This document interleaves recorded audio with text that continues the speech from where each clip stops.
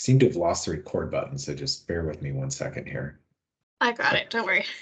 Oh, I just hit it, so I think we're good. Hello, everyone. Thanks for joining us again for our final meeting for the Policy and Workforce Development Working Group. Just a few reminders as we get started here. As usual, we ask that all participants please mute yourselves when you're not speaking. This will help prevent any feedback or echo as well. Feel free to enter any comments in the chat or raise your hands, and we'll call on you as needed. But we do prefer that most comments or questions are made out loud so that we can capture everything in the meeting minutes. And when you are speaking, we ask please identify yourself so we have that for the record as well. As I just mentioned, hit record on here. We're recording this meeting, and recordings and minutes will be posted online. So we can walk through the agenda here as we dive in. We'll start off again, just as usual, giving folks the opportunity to introduce themselves. And then, we're going to spend pretty much all this meeting going through the findings and recommendations, and, with the large majority of that time focusing on those proposed recommendations coming out of this process to, just get some more deeper discussion on that. And then we'll wrap up with some discussion on next steps. So I think very quickly we'll go through Stratagen's role here. We've been handling meeting facilitation, planning, logistics, meeting minutes, along with those recordings that are made publicly available. And we've also been providing technical assistance and research in support of the working groups. So we can move along here, I think, as we begin.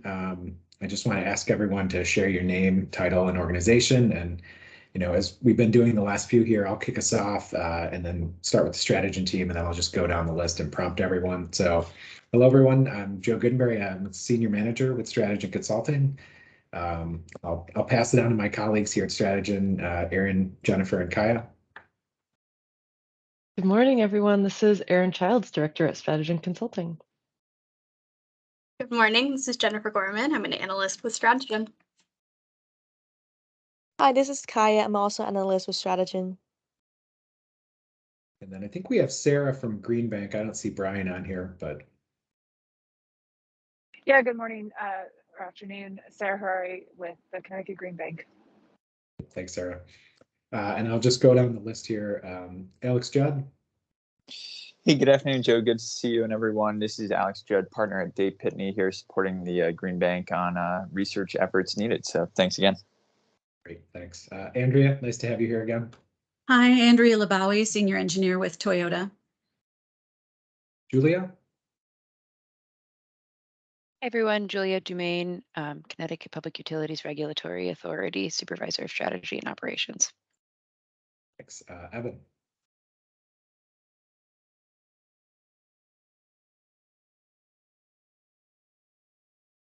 Evan Dantos, are you on the line?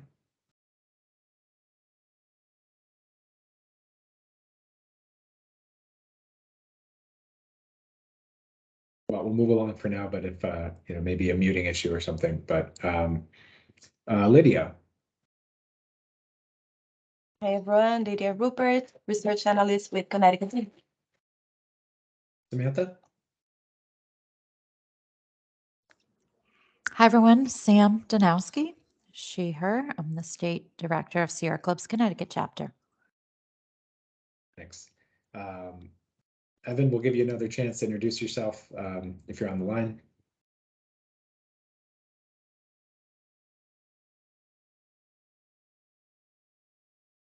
Okay, and is there anyone else I missed who wants to speak up and introduce themselves?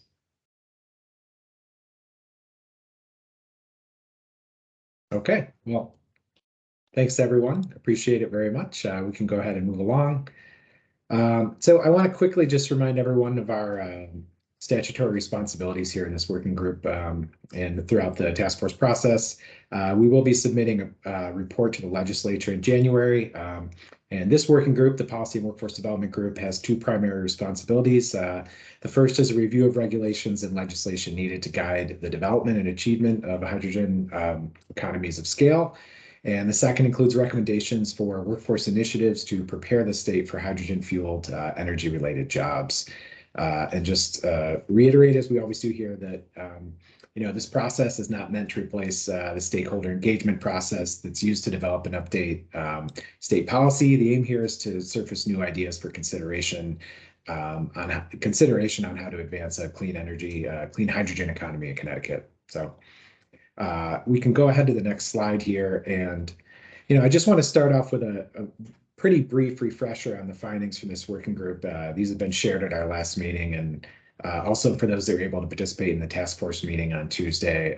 So I'm not going to focus too much time today on this, but I just want to make sure we give folks enough opportunity to discuss the recommendations. So as part of our activities for this working group, we provided a review of regulations and legislation needed to guide the development of hydrogen. And in general, we found that Connecticut policy does provide general support for the development of clean hydrogen through a number of decarbonization policies, namely requirements to reduce greenhouse gas emissions statewide, and also requirements for zero emissions from the electric sector by 2040, as well as the state's renewable portfolio standard.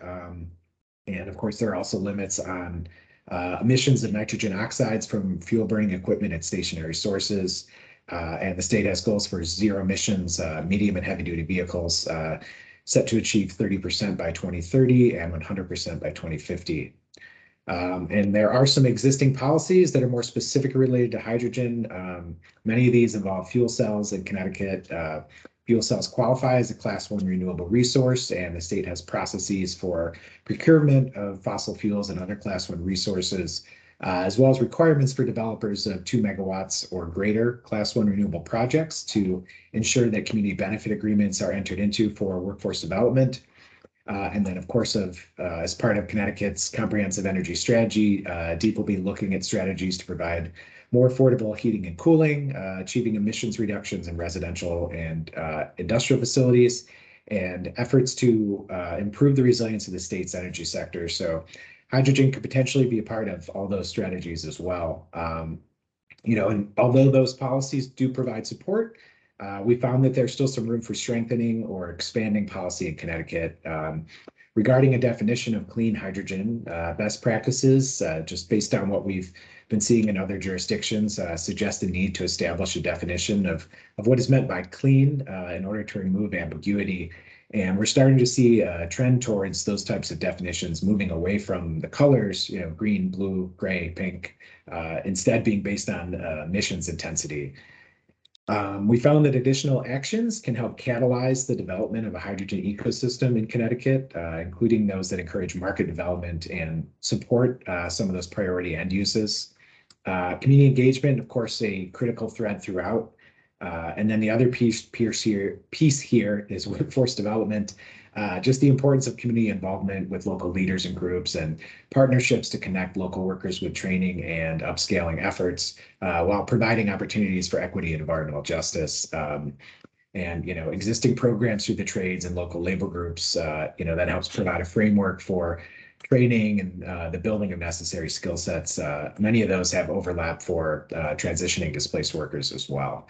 So I think we'll move ahead to the recommendations now, which this is really going to be the heart of our discussion today. I just want to walk through our initial set of draft recommendations. As I mentioned, these were also shared at the task force meeting on Tuesday, but what we want to do is create some space to go a little deeper in that conversation, in the working groups and hear additional thoughts and feedback from you all today. So the first slide here, I just want to kind of talk about the three main groups that we've been making recommendations for. The first is the legislature, who can address changes in statutes or things like tax codes, while also allocating funding and providing transparency regarding hydrogen development. Second group is the state agencies, where further investigation will be needed, particularly related to sources and production, as well as infrastructure and those end uses. There's also a role here for identification and potential expansion of relevant programs. Some of those we've identified in the findings, or additional funding needs and where those might be. And as with the legislature, just continuing to support community and stakeholder engagement. And then the third category here for this working group, a big role here for industry and academia for workforce development, that leadership role that they can have, building off the existing expertise in the state to benefit from some of those competitive advantages that Connecticut has and the importance of partnerships and engagement. And just a big reminder at the bottom here, what we're presenting here, these are still in draft form. And so we're looking for your feedback in today's conversation and throughout the rest of our final working group meetings on areas where we can, kind of fine tune these as appropriate. So we'd really like to hear more from you on all these. So with that kind of out of the way, I think we'll just continue along here and start with actions to be taken by the legislature. As we're going through each of these slides here too, I just want to call attention to those that might be most relevant for this working group, policy and workforce development. But of course, if folks want to discuss any of the other recommendations in greater detail, we want to make sure we have the space for that too. So don't be shy on that too if you have thoughts. So the first bucket here relates to community engagement. We've talked a good bit about Public Act 2143, which requires projects of 2 megawatts or greater to take steps to ensure community benefit agreements. And these can include provisions to provide prevailing wages, requirements to use local workforce, setting up training and apprenticeship programs. These are really an important piece in workforce development and creating job opportunities for local workers. So we recommend considering the expansion of covered projects by lowering that 2 megawatt minimum project size to 1 megawatt. The other benefit here beyond workforce development is also related to some of those funding federal requirements, I should say, for the ITC, PTC benefits. In order to take full advantage of those incentives, there are prevailing wage and apprenticeship requirements. So ensuring consistency with that would also be beneficial. And kind of related to this, I think we talked before about how Public Act 2143 applies to Class 1 renewable projects. As I mentioned earlier, fuel cells qualify as a Class 1 resource, but is there some opportunity to update 2143 to specifically mention hydrogen, or might there be some other ways to expand it to make sure that it's comprehensive and, maybe even covering a broader range of hydrogen projects? Or could there be other similar steps that could be taken for other types of hydrogen projects to ensure community benefit agreements and things like prevailing wages and local workforce development? That's kind of an open question. I'd love to hear some feedback from this group, but that's kind of what we're thinking about for our recommendations here. Another area here is funding for increased community engagement. Really providing the space and opportunities for that engagement. In the case of community benefit agreements, there's a lot of additional expertise necessary. So, ways to provide assistance with that. With regard to end uses, grant funding for some of that infrastructure development. For this working group, we've talked a bit about tax exemptions for critical facilities that produce or use hydrogen. Also, we know there are rebates through the CHEAPER program for light duty zero emissions vehicles, and that includes hydrogen vehicles. But are there other tax exemptions to be looked at, particularly for medium and heavy duty vehicles that can help drive, sorry, no pun intended there with drive, but help incentivize these vehicles. And then some of these harder to electrify sectors, aviation, shipping, and industrial processes, policy actions that could help facilitate decarbonization in these areas of the economy. So I'm going to pause here because I know I kind of just ran through a lot of information very quickly, but I just, I'd love to pause and ask for some comments or reactions here on draft recommendations related to the legislature. Any thoughts from folks?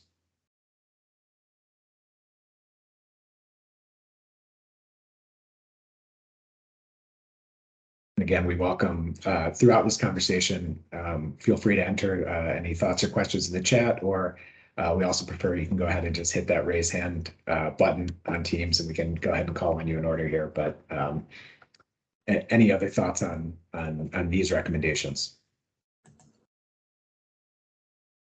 Yeah, Sam, go ahead. Thanks, Joe.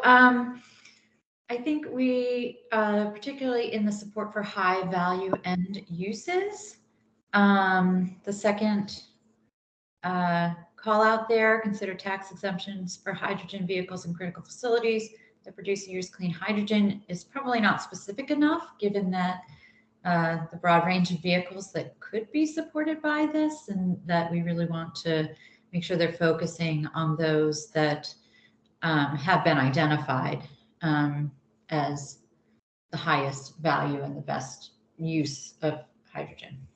Sure. Yeah. So probably tightening up that language there and just being a bit more specific in that. No, that's super helpful. Thank you. Yes, please. And I just want to acknowledge and appreciate the funding to increase community engagement and decrease the burden of engagement. That's important across the board, and glad that this group is calling that out. Absolutely. Thank you. Any other thoughts on either of those issues or anything, any of these recommended actions for the legislature? Okay. Well, so we can move ahead, but if you do, Andrea, go ahead. Hi, I'm not very quick on the button that's fine. here. If I could provide a little bit of an opposing opinion on the tax exemptions for hydrogen vehicles. I understand the need to focus on the highest value, but I think hydrogen vehicles of all kinds have a value. So I'd like to push back against excluding certain technologies. I understand that you want to kind of give them a higher score when you're determining funding, but if there's a tax exemption, I don't think there should be exclusions for something that has value, but it might not have as much value as a different technology. Sure. Okay. Yeah, I think then as part of we're developing these, I think we do want to discuss some of these issues. Sarah, you can go ahead and chime in here too, but.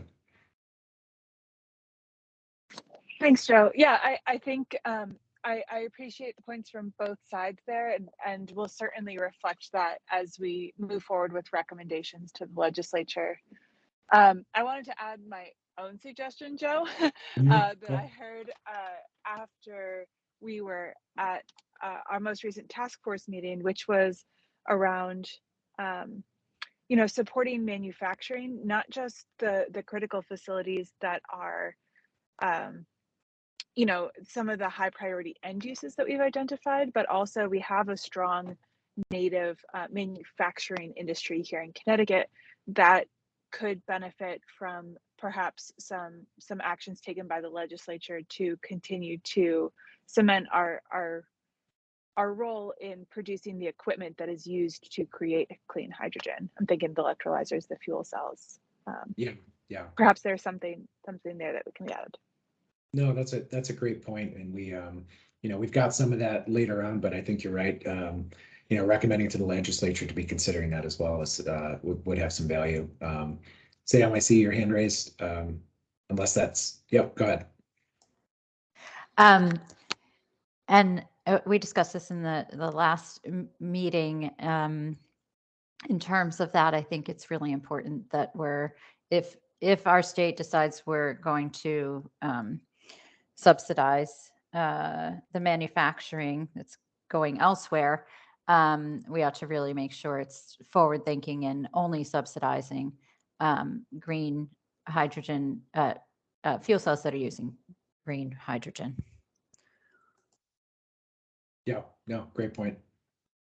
And I'll just chime in here for folks who weren't able to join the funding working group because apparently they didn't want 2.5 hours of back-to-back working group experience.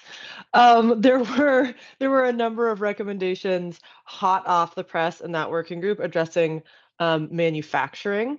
So and Samantha, thank you for, I think, providing consistent comments both in that working group and this one on sort of making sure that that manufacturing support is specifically towards hydrogen end use applications.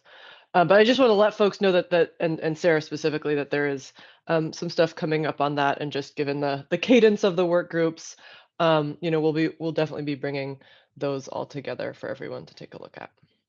Yeah, and important to remember that lens both from Sarah and Sam's comments. So thank you again for that. Any other thoughts on this information? If not, we'll go ahead and we'll move on. Okay, I'm not seeing or hearing anything for now, but moving on to government agencies and how we're thinking about their respective roles. Both DEEP and PURA have had a direct role in co-chairing this working group, and I want to, first of all, thank you all for your valuable leadership and input throughout this process. Very much appreciated. And we are looking at both agencies for energy and environmental planning, for DEEP, more of the core activities, and then for PURA, next steps of focus and the role that EDCs can play in hydrogen planning and potentially infrastructure development. We have DECD here for the brownfield funding opportunities, and then the Office of Workforce Strategy for some of those workforce development related recommendations in coordination with other agencies as appropriate. So going deeper into some of the recommendations, I keep doing this to myself for DEEP, but 3 primary areas here: production and how the state is planning for production, advancing those highest priority end uses, and then ecosystem engagement. On the production side, we've talked a good bit in this working group about the need to ultimately establish a definition for clean hydrogen and some of the best practices and trends we're seeing elsewhere. This is something that obviously warrants a great deal of rigor. So, we would encourage DEEP to continue with further investigation to work towards a definition that would fit best for Connecticut. And somewhat related to that is the importance of certifying the carbon intensity of produced hydrogen.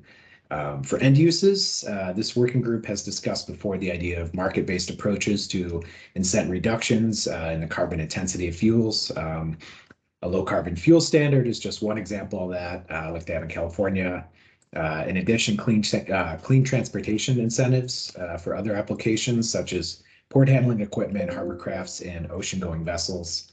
And then in that ecosystem engagement category, for hydrogen, there will be a need for a lot of coordination, both among agencies in Connecticut and then across the Northeast. So getting folks together and on the same page, ensuring that coordination and potentially developing a roadmap and strategies for approaching additional research.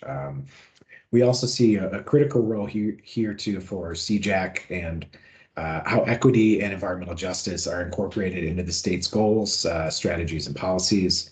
There's a really huge need to make sure that folks are part of the conversation and are being heard.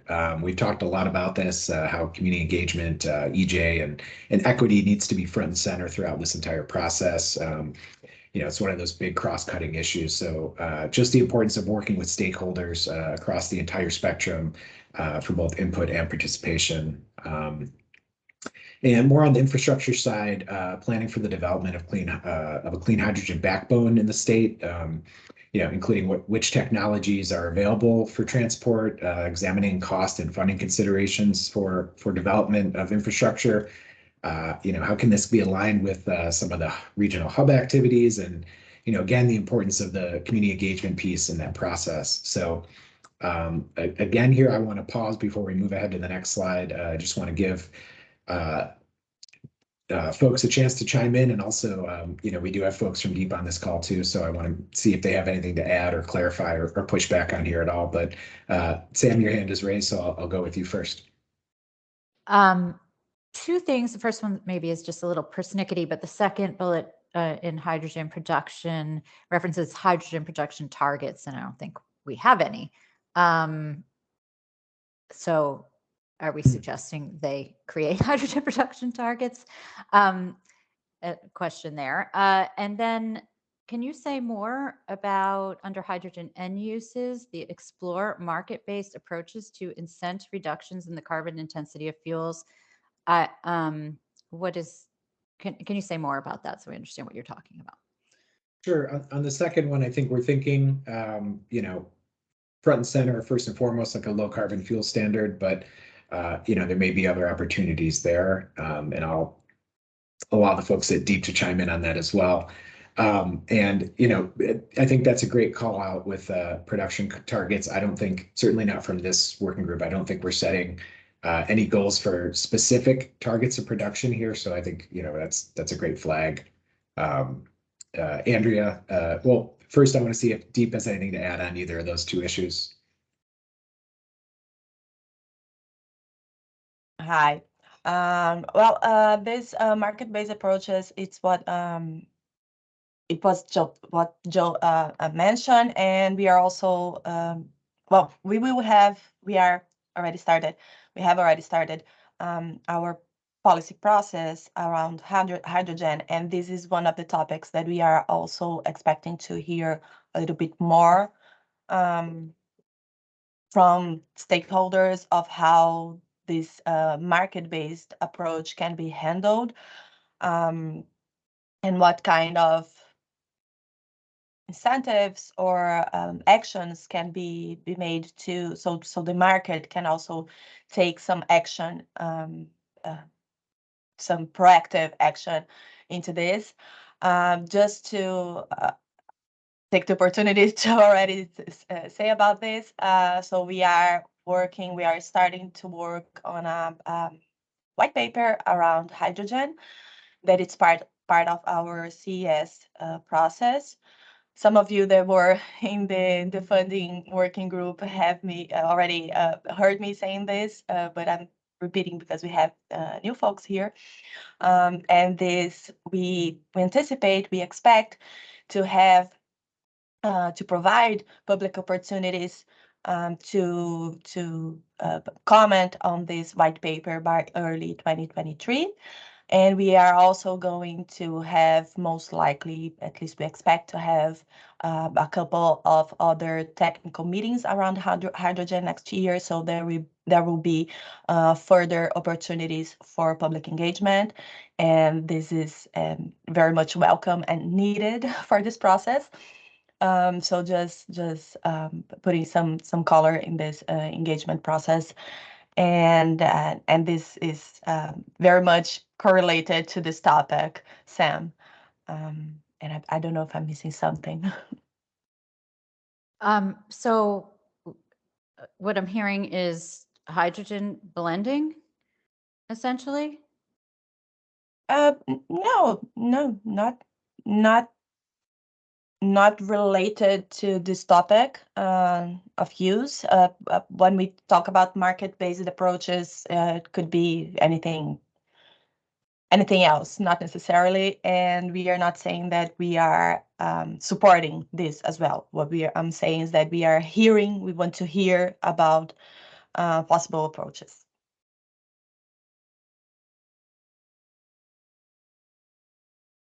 Okay. Does it help? It does. It just says it feels a little disconnected to the hydrogen task force and the statutory requirements that this group has. It feels more like DEEP's comprehensive energy strategy process. Well, the process, the DEEP's process is not related to the task force process. So you are right in this regard. But what we are doing regarding our process is in every effort, in every activity that we are engaged with, that it's around hydrogen, we are collecting and we are incorporating the feedbacks and comments from stakeholders into our process. And on top of that, we also will have our engagement processes and opportunities. So it is a separate process. I mean, this is the task force. This is a legislator mandate, and this it's not part of the comprehensive energy strategy that DEEP is entitled to undertake. Yeah, and I think I'll just add here too. This is probably another area where I do think we need to tighten the language because I think this bullet is really more intended as carbon intensity of fuels for mobility applications, and so I think maybe we need to be a little bit more specific in that too. And I know in the report we're probably I know that we're expanding on this more, but as a top line recommendation, maybe that isn't quite as clear here. So I think maybe there's some more work to do on our end on shoring up that language and just thinking through some of these implications. So very much appreciate you, Sam, for raising this issue, and Lydia, thanks again for chiming in on that. And just to complement, I know there's and Andrea is she has her hand raised, but just to complement about the end users, Sam, that you mentioned, DEEP is also it is part of this process that DEEP goes and goes a little bit further into the investigation about the hydrogen end uses. But everything that we have been learning throughout this process, it's also being incorporated there. So when you mention about maybe having some conflicts, if it is the case, we don't have any policy decision on that yet. So this is why we are undertaking all this policy process. But if there is any conflicts on that, this is going to appear throughout the process, and then we can also debate on that moment. So there will be plenty of space to discuss of that. So yeah. Yeah, thanks, Lydia. Thanks again, Sam. Andrea, you've had your hand raised, so I'll go ahead. Hi, yeah, this is Andrea from Toyota.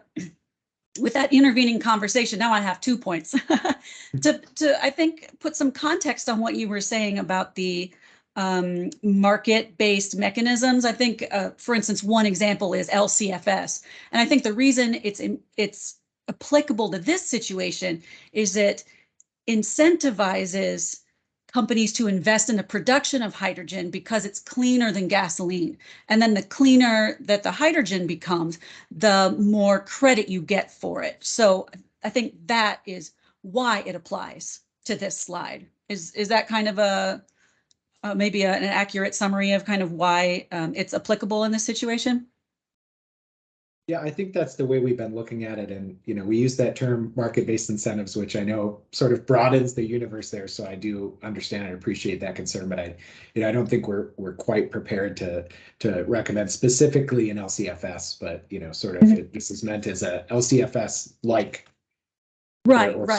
I guess I just use that as an example. So a more concrete example to explain the intended effect that you hope to accomplish by recommending this kind of market-based mechanism. But now back to my original question was, I know there are policies already in place to incentivize clean vehicle adoption, such as cheaper. And I wanted to make sure that I know there's a lot of focus on these, quote, high priority end uses, but I'm very sensitive to turning that around and discouraging other end uses that are still valuable because they displace gasoline and they provide options to the customer, but they're not identified as high priority uses. So I just want to confirm that, are you considering eliminating any of the current policies or benefits such as Cheaper's inclusion of hydrogen vehicles? I don't think we're recommending that at all as part of, what we're producing here as recommendations. And I don't think, to my knowledge, anyone at DEEP, you're not proposing that, but go ahead, Erin. I was going to say, just want to chime in here, Andrea, because I think you're raising some really healthy questions about sort of what's going to happen here, where is this going to go, and something I do want to make clear, and that's been, I think, coming out from a lot of organizations through this process is, we've been in a little bit of a 6-month sprint on this task force, right? We've got due dates to the legislature.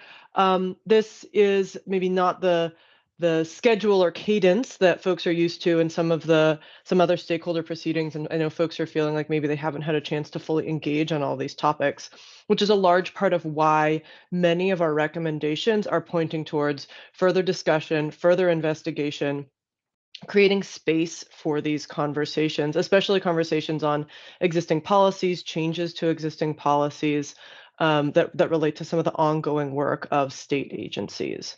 So we're very aware that there's a lot behind this, and one of the things you see here is we're recommending further exploration, further investigation, giving folks the time and the space to dig in on these issues. And it is very much not our intent to kind of artificially cut off options or make folks feel like there are not avenues open to them for further discussion.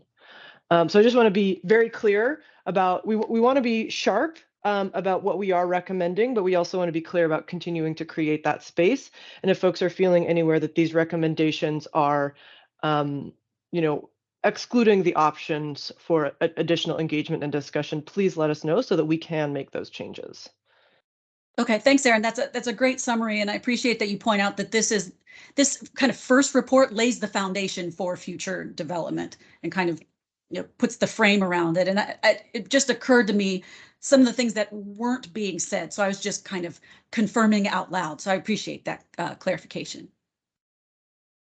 Yeah, and I think a helpful flag for all of us too in the way that we're contextualizing what we're producing both in these conversations and also for the legislative report. So, really appreciate these issues being raised. So thank you. Any other comments or questions or thoughts on recommendations specifically for DEEP?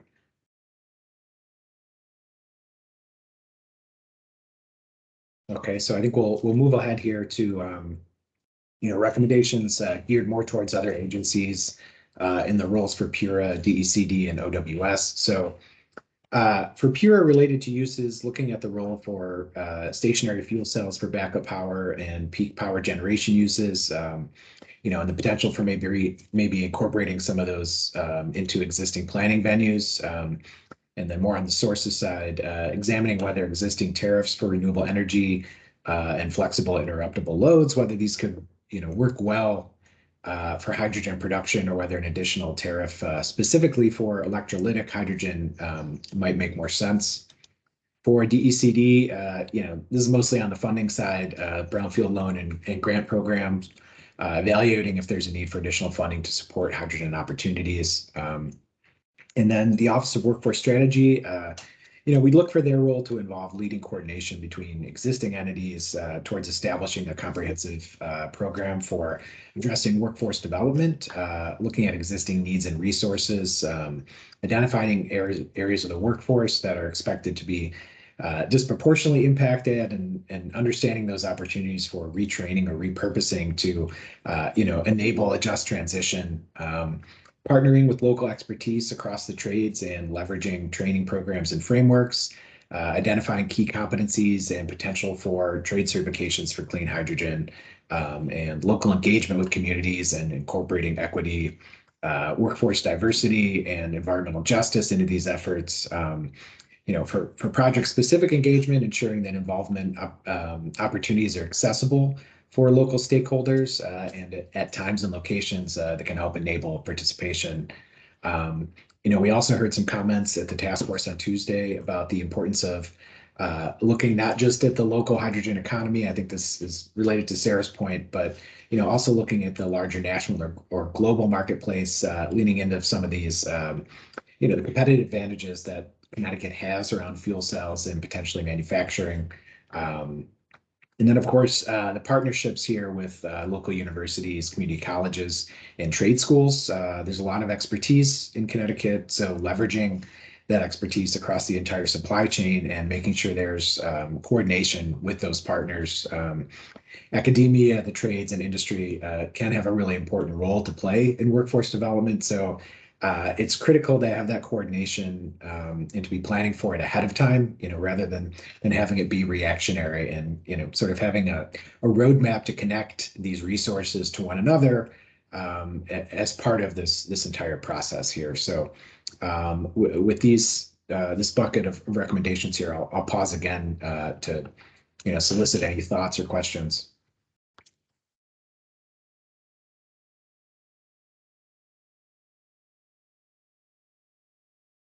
Hey, Sam, go ahead.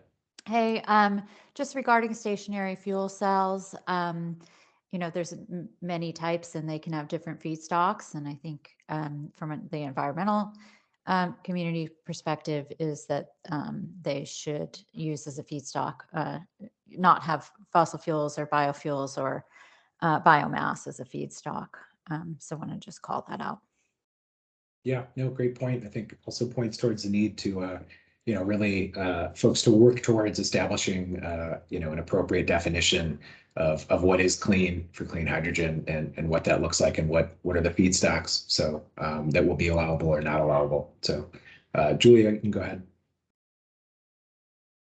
Hi, everyone. So I just wanted to thank Stratogen and the Green Bank again for the opportunity to contribute to this process. And just this basically was the thesis of our comments submitted last Friday, but just highlighting the importance of anything that PURA does needs to be done through a procedural process with thorough investigation and really weighing the pros and cons of the impacts on the ratepayer, and just considering, anything that PURA is asked to do in terms of hydrogen deployment needs to be carefully considered from that perspective before jumping in. So I think both of these recommendations make sense, evaluating and giving us the time to really understand these issues more critically is very important. So it's not so much a comment, just kind of restating what we put in our written comments, but thank you again. Yeah, thanks so much, Julia. Any other thoughts here on these?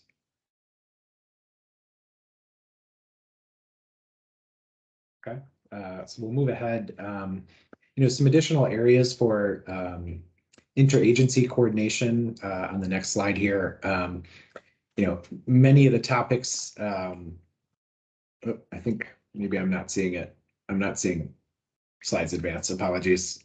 Is anyone else? No, we're seeing Yeah. the same slide, just like you. Yeah. Okay. Yeah, sorry about that. There might be a hiccup here with the screen share. Apologies. Yeah, no worries. Okay, that looks, on my end, that looks to have worked. Hopefully folks It's are seeing working. it. It's working. Great, okay, thanks. So here's some just additional areas for interagency coordination. Most of these topics I know are things we didn't really deal with too heavily here in the policy and workforce development working group, but I think we can briefly touch on these and still see if folks have some discussion. But for infrastructure, DEEP and PURA, considering whether promoting commercially viable end uses through existing clean energy programs, and also DEEP and DECD continuing to maintain the brownfields inventory. On the safety issue, just the importance of coordination between agencies and with local and federal organizations for alignment on best practices, potential policy development, and any appropriate trainings and certifications that would be associated with that. For permitting, DEEP working across with other agencies and stakeholders regarding permitting for hydrogen infrastructure. The community protection piece, just possible considerations for intervenor compensation structures for community participation in hydrogen-related proceedings. Minnesota PUC has done this, and a couple other states, California, Oregon, Wisconsin, have similar programs here. I think we can move ahead in the interest of time here too, but the role for industry and academia, I mentioned their importance for workforce development, leveraging that expertise at UConn and the competitive advantages for the state. And it's not just UConn, again, connections between universities, community colleges, vocational schools, those connections are crucial for workforce development. So we're recommending here, the establishment of strategies and research priorities and identification of resources needed and potentially some necessary funding. And again, I want to mention here the importance of manufacturing for electrolyzers and hydrogen using fuel cells, and what that can mean not only for the state and the region, but nationally and globally. Potentially a huge opportunity here with the growth of this industry and the use of fuel cells for hydrogen. And then the insurance industry. We've talked about this a little bit before, but Connecticut a leader here. So what steps can be taken to ensure clear rules and policies, and what are the opportunities to for maybe standardization of some of these hydrogen insurance questions while creating additional opportunities in the workforce. Before we move ahead, I want to pause here on this slide and just see if there's any other questions or feedback on any of what we presented here on the recommendations side, not just this slide, but throughout. I want to give folks additional opportunity to chime in here, and we're happy to scroll back through any of those if folks had other questions that maybe they didn't raise at the time.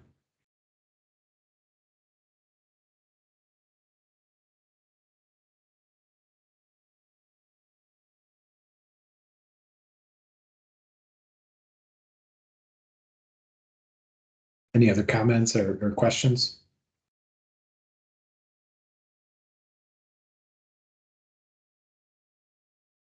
Okay, and of course, you're always welcome to reach out to us after the fact too, if you have additional thoughts. But we can move ahead to next steps. We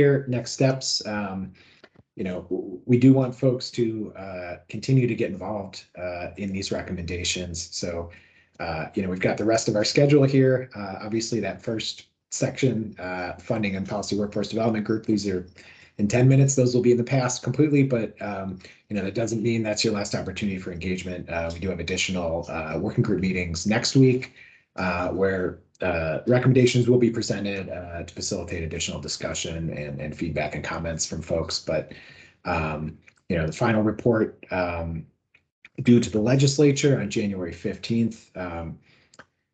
We do ask, between now and then, please do get involved and provide any comments or feedback. We welcome folks coming in and talking about ways we can continue to fine tune any of these recommendations. We are planning to share the draft of the final report with the task force for review and feedback, and we'll be giving, folks won't have necessarily a large turnaround time on that, particularly with the holidays and needing to get it finalized. But the next step, at that point for the next task force meeting in January, would be distributing that final report and then voting on those recommendations. We do ask, please reach out to any member of this team or some of the other working groups and do attend those other working group meetings remaining if you have the availability, if you're interested to get more involved, and we'd be happy to loop in any of the thoughts and comments that folks have. We can go to the next slide here, I think, too. This is just, again, reiterating the remaining working group schedule here. We have those, we got the sources and uses group next week on the 20th, as well as the infrastructure working group on the 19th. So again, other opportunities, and I think particularly in some of these issues more heavily related to infrastructure or sources and uses, I think there may be deeper discussion on some of those too. So any other thoughts on those if folks want to, try to find time to attend those and participate in that discussion, greatly appreciated. So I'll stop here and see if folks have any other thoughts or want to chime in with anything, any about this entire process or next steps or remaining, or just if they want to call out anything else that we've talked about here, or maybe clarify. I know we went through a great deal of information in about 50 minutes, so welcome any other thoughts now.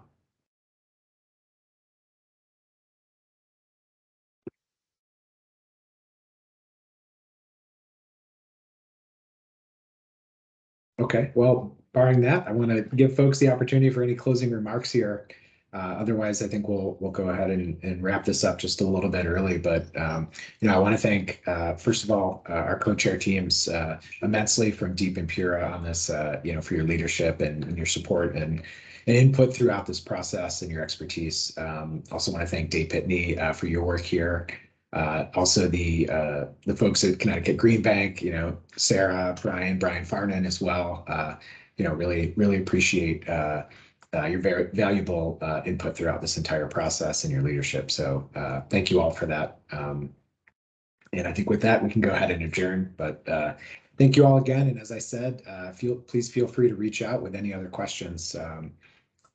Thank you all. Take care. Thanks, Joe. Thank you, Joe. Thank you. Thanks. Bye, everyone. Happy holidays.